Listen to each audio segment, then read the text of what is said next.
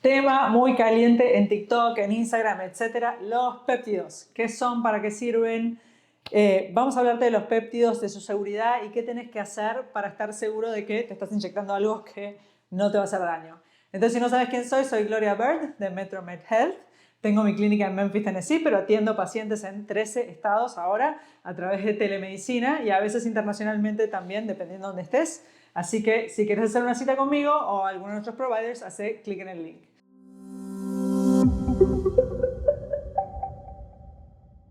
Entonces, hablemos de los péptidos. ¿Qué son? Hay mucho TikTok, mucha gente haciendo sus propios protocolos de los péptidos.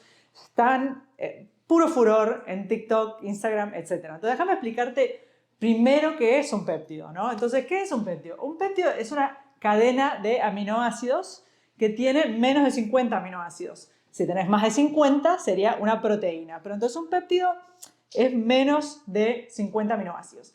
Entonces, ¿qué hace el péptido? ¿Qué son? Entonces, tu cuerpo tiene cadenas de estos péptidos naturalmente, ¿no? Entonces, están en todos lados, básicamente, y tienen diferentes funciones. Entonces, lo que hicimos fue imitar, copiar a esos péptidos que ocurren naturalmente en tu cuerpo y hacerlos en un laboratorio. Y poder darte más de ese péptido con una función especial que tiene, ¿no? Entonces, por ejemplo, salen los péptidos, ¿no? Como lo que son los GLP-1, ¿no? Los GLP-1 están, como hablamos en otros videos, el GLP-1 naturalmente ocurre en el intestino, ¿no? Bueno, el Ozempic, el semaglutide, el trizepatide, son un péptido que se da justamente para potenciar el efecto del GLP-1 y que tú sientas esa saciedad, que sientas ¿no? que estabilicemos la insulina, etcétera, estabilizar la glucosa. Entonces, estamos básicamente potenciando lo que naturalmente hace ese GLP-1 que tenés en el intestino, que tu cuerpo genera naturalmente. Entonces, en el caso de los péptidos, no solo existen los GLP-1 como el Ozempic, etcétera, sino que también hay otros péptidos que usamos que tienen otros objetivos. Por ejemplo, usamos péptidos para lo que es la generación de músculo, la recuperación después de una lesión, para la parte intestinal, para la digestión, para la parte sexual, para lo que es el libido. Entonces hay péptidos con diferentes funciones que tu cuerpo genera naturalmente, pero que nosotros básicamente los copiamos y los generamos en un laboratorio. Entonces, vamos a empezar por la seguridad de los péptidos. Entonces vamos a hablar de que no todos los péptidos son iguales, ¿no? Entonces tenemos algunos péptidos que tienen más evidencia científica que otros, ¿no? Por lo tanto, algunos se han aprobado por la FDA en Estados Unidos y otros que no. Ahora, quiero aclarar que los que no están aprobados por la FDA no quiere decir que no tengan una suficiente evidencia científica atrás de ellos para que se puedan prescribir. Entonces, dentro de la cantidad de péptidos que tenemos, es una cuestión de supervisión médica de decidir personalmente cuáles son los que a un profesional médico le parecen que tienen más evidencia científica atrás que otros, ¿no? Por ejemplo, tenemos algo como el BPC 157, que los cirujanos ortopédicos, todos los doctores que hacen sports medicine, les encanta para la parte de lesiones deportivas, recuperación. La mayoría de atletas en las Olimpiadas lo usan y no tiene aprobación de la FDA, pero tiene un montón de evidencia científica atrás de que funciona, ¿no? Entonces, no necesariamente la aprobación de la FDA quiere decir que es bueno o no, pero obviamente hay que tener cuidado y hay que pensar mucho en cuál es la función de ese péptido y siempre ir a alguien que tiene certificación en péptidos, porque hay varias asociaciones en Estados Unidos que ofrecen certificación para profesionales médicos en el uso de péptidos, como una organización por la cual yo estoy certificada, que es de Anti-A4M, se llama, y después SSRP, son las dos, digamos, más grandes que ofrecen certificación en péptidos para profesionales médicos dentro de los Estados Unidos. Entonces, volvemos a esto, no todos los péptidos tienen la misma evidencia atrás de ellos, entonces es muy importante que diseñes un protocolo de péptidos con alguien que sabe mucho de péptidos y también cuáles son no solo lo que hace el péptido, pero sino las contraindicaciones y los efectos secundarios, ¿no? Entonces, como dijimos, hay algunos que son aprobados por la FDA y otros que son un área gris, que no están aprobados por la FDA, pero no quiere decir que no los podemos recetar. Eso, ojo, porque algo no esté aprobado por la FDA no quiere decir que no lo podamos recetar. En Estados Unidos, los profesionales médicos podemos obtener medicinas de 3 lugares, legalmente. Uno es la farmacia normal, cualquier farmacia regular. Si la farmacia lo tiene, nosotros podemos recetarlo. Lo otro es lo que se llaman las compounding pharmacies, que tiene dos categorías, la 503A y la 503B. La 503B hace medicamentos que son para uso clínico dentro de una clínica. Entonces tú venís, te damos tu inyección y te vas. Y los 53A hacen medicamentos a nombre del paciente. Entonces, por ejemplo, cuando yo pido péptidos para mis pacientes, los va a hacer la farmacia 53A y se los va a mandar a mi paciente específicamente hechos a nombre de ese paciente y específicos para ese paciente. Entonces, ¿cuáles son los péptidos aprobados hoy por la FDA? Tenemos a la semaglutide, como habíamos hablado, trizepatide, y viene en camino a la retalutide, pero todavía no está aprobada por la FDA.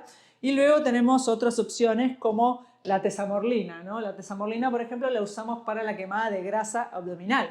Originalmente la tesamorlina la aprueba la FDA para pacientes con HIV que usaban medicamentos para HIV que les generaba grasa abdominal excesiva, y entonces se vio que la tesamorlina les revertía esa grasa abdominal que los medicamentos antivirales les estaban dando, pero ahora la usamos para, por ejemplo, pacientes que tienen un poco de grasa abdominal que quieren simplemente quemarla. Entonces, por ejemplo, la tesamorlina es un péptido aprobado por la FDA.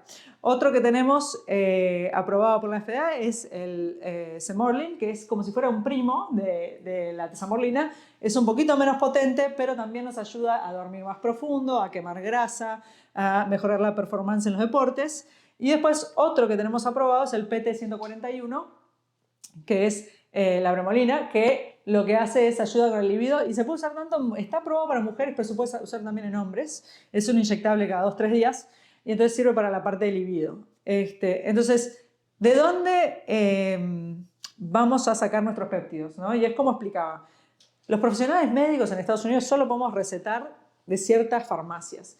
Es ilegal que te demos péptidos que vienen de China o importados ilegalmente. Y acá es donde entra TikTok y entra un área muy gris que ahora el gobierno literalmente hace 2 días dio la primicia de que no solo va a ponerse duro con la regulación de péptidos con respecto a la importación ilegal, sino que va a aprobar un montón, va a evaluar la aprobación de 12 péptidos que estaban en la parte gris esta, donde no estaban aprobados. RFK está mirando de aprobarlos rápidamente a partir de julio, porque parte de lo que él dice es: queremos eliminar el mercado gris, que es peligroso, que los pacientes anden buscando péptidos en China, etc. Y queremos regularlo para que los pacientes que quieren usar péptidos tengan el alcance de usarlos, pero de lugares que son seguros, ¿no? Como lo que son las farmacias 53A y 53B. Entonces, lo que hablamos de la importación ilegal, yo siempre lo explico así. Todo lo que dice Research Peptides for Non-Human Use, o sea que no es para uso en humanos, que es solo de investigación, etc., no te inyectes eso. Y te voy a decir por qué. Porque tú tenés 2 riesgos reales con la importación de péptidos que no están regulados en Estados Unidos, ¿no? Y esto se lo digo sobre todo a los latinos que viven en Estados Unidos. Cuando tú compras péptidos de China o de quién sabe dónde, tenés varios problemas. Y entonces la gente dice: ah, no, pero a mí me mandó un certificado que dice que el péptido que tiene es 99% puro. El problema está en el 1% que no lo es. Entonces, ¿cuál es el problema? Vemos 2 reacciones más comunes en péptidos importados de China sin regulación. Uno es la esterilidad. Tú no sabes si esa ampolla está estéril.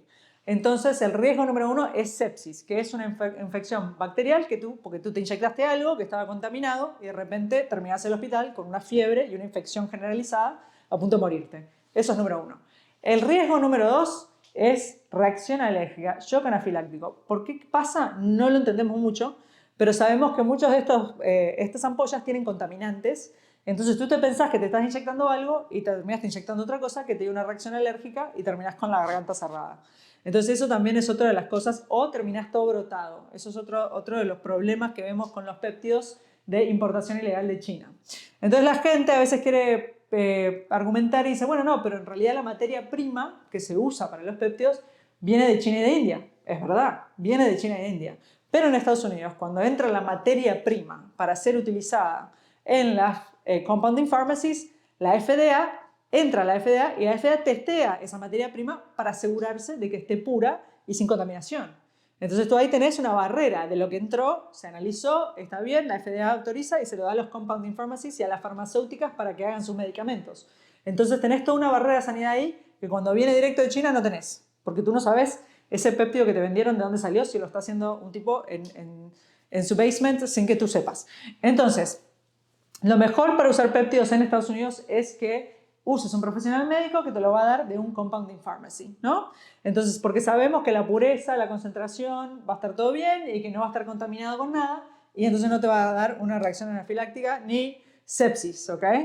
Y después es importante porque también cuando usamos un compounding pharmacy tenemos un lote, ¿no? Tenemos una fecha de vencimiento, entonces, y tenemos supervisión médica.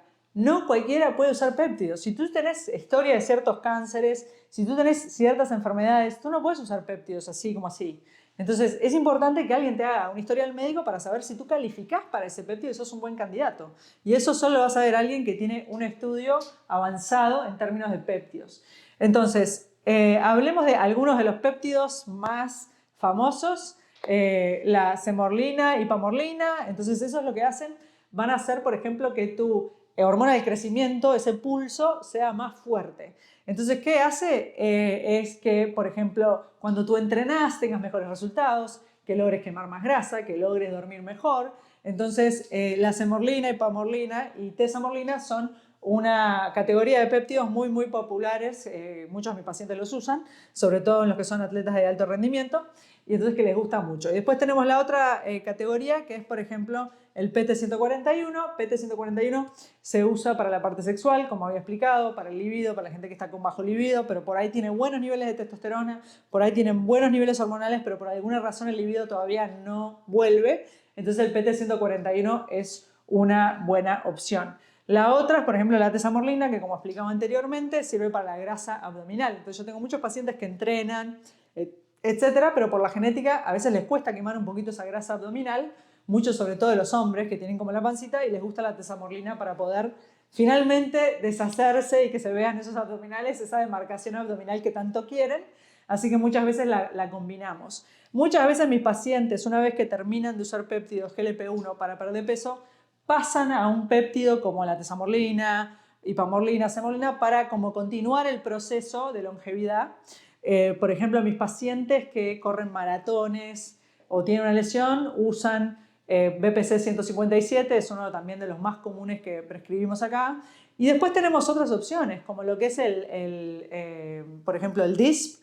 El DISP lo usamos para gente que tiene insomnia súper, súper fuerte, que no puede dormir. Y el DISP lo que tiene es, por ejemplo, que es una opción no adictiva, ¿no? Y mucho más seguro en ciertos aspectos comparado con lo que serían algunas de las medicaciones tradicionales para la insomnia que usamos que tienen potencial de adicción. En cambio, el DISP no lo tiene. Entonces, el DISP es siempre una buena opción para aquellos que tienen dificultad para dormir.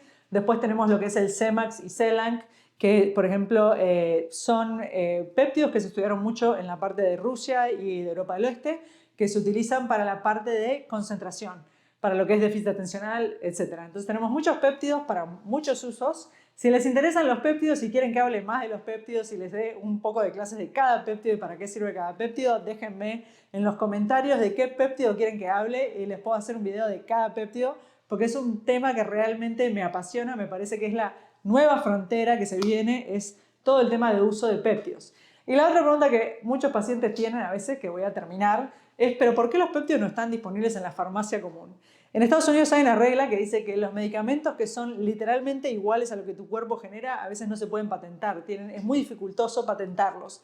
Entonces los péptidos quedaron como en un área gris donde las farmacéuticas sienten como que no pueden hacer mucha plata con los péptidos. Entonces quedó como todo un área sin desarrollar que ahora se está como redescubriendo y ahora las farmacéuticas sí están mirando cómo pueden hacer para patentar algunos, para aprobar algunos por la FDA, etc. Entonces como que están volviendo también. Pero por eso es el hecho de que los péptidos fueron como una parte de la industria farmacéutica muy apagada. Es porque en realidad la farmacéutica no podía hacer tanta plata con ellos, entonces como que lo dejaron de lado.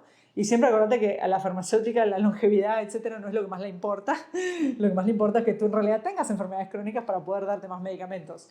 Y los péptidos son lo opuesto.